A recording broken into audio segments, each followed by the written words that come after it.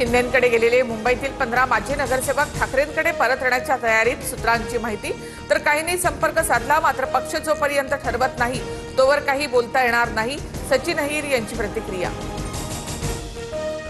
मराठा समाजाला 2 आरक्षण, 10% वेगळं आरक्षण की ओबीसी मध्ये समावेश, सरकारने निर्णय घेतलेला आहे का?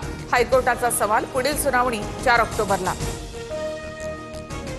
जिथे न्यायदान होतं तिथून जातीयवादाची अपेक्षा नाही।